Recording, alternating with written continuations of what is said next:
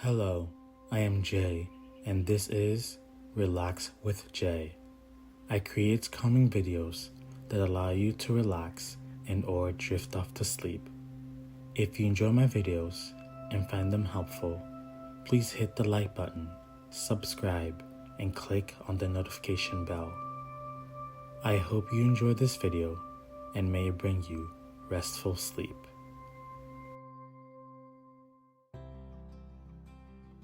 Tonight, I'll be reading the first chapter of the book called A Tale of Two Cities by Charles Dickens.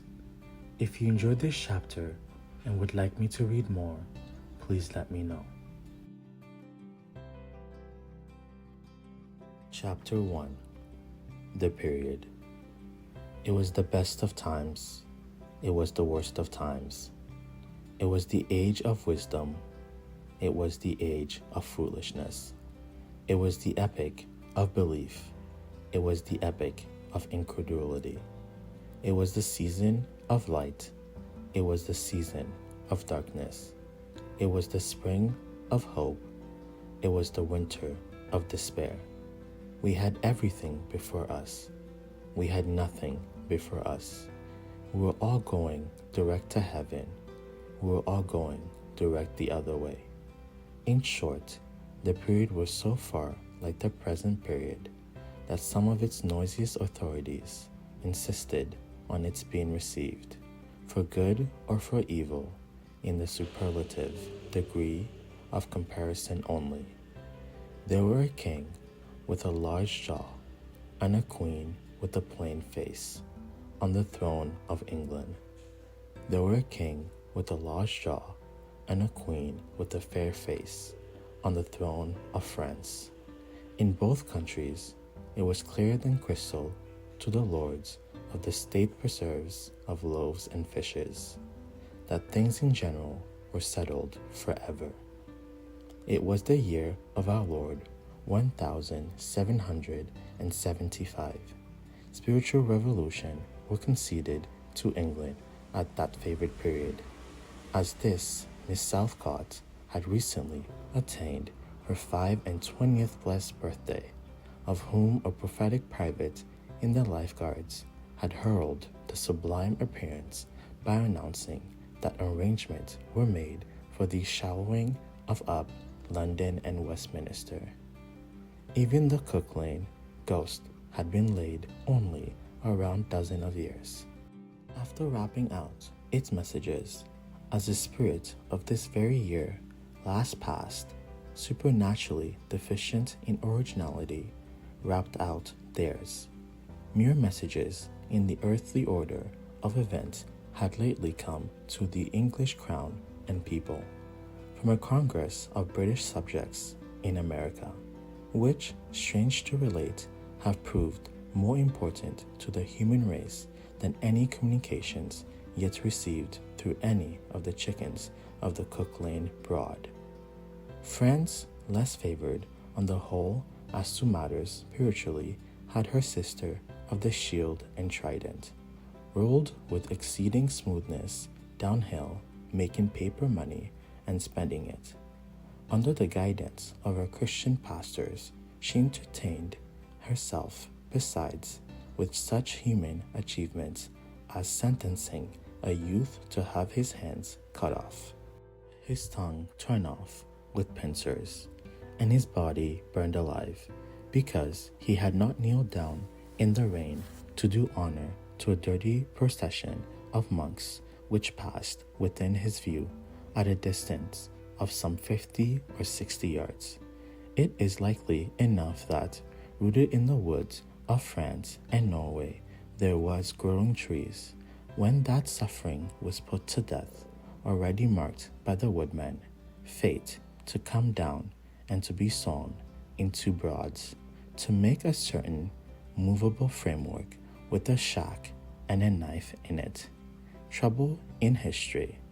It is likely enough that in the rough outhouses of some tillers of the heavy lands adjacent to Paris, they were sheltered from the weather that very day. Rude carts bespattered with rustic mire snuffed about by pigs, and roosted in by poultry, which the farmer, Death, had already set apart to be his tumbrils of the Revolution. But that woodman and that farmer, though they worked unceasingly, worked silently, and no one heard them as they went about with muffled tread, the rather for as much as to entertain any suspicion that they were awake was to be atheistical and treacherous. In England, there was scarcely an amount of order and protection to justify much national boasting. Daring burglaries by armed men and highway robberies took place in the capital itself every night. Families were publicly cautioned not to go out of town without removing their furniture to upholsters, warehouses for security. The highwayman in the dark was a city tradesman in the light, and being recognized and challenged by his fellow tradesmen, whom he stopped in his character of the captain, gallantly shot him through the head and rode away. The mill was waylaid by 7 robbers, and the guard shot 3 dead, and then got shot dead himself by the other 4, in consequence of the failure of his ammunition. After which the mill was robbed in peace. That magnificent potentate, the Lord Mayor of London, was made to stand and deliver on Turnham Green by one highwayman who despoiled the illustrious creature in sight of all his retinue. Prisoners in London, Gauls fought battles with their turnkeys, and the majesty of the law fired blunderbusses in among them, loaded with rounds of shot and ball. Thieves snagged off diamond crosses from the necks of noble lords at court drawing rooms. Musketeers went into St. Giles's to search for contraband goods, and the mob fired on the musketeers, and the musketeers fired on the mob, and nobody thought of these occurrences much out of the common way. In the midst of them, the hangman, ever busy and ever worse than useless, was in constant requisition. Now stringing up long rows of miscellaneous criminals, now hanging a housebreaker on Saturday who had been taken on Tuesday, now burning people in the hand at Newgate by the dozen, and now burning pamphlets at the door of Westminster Hall.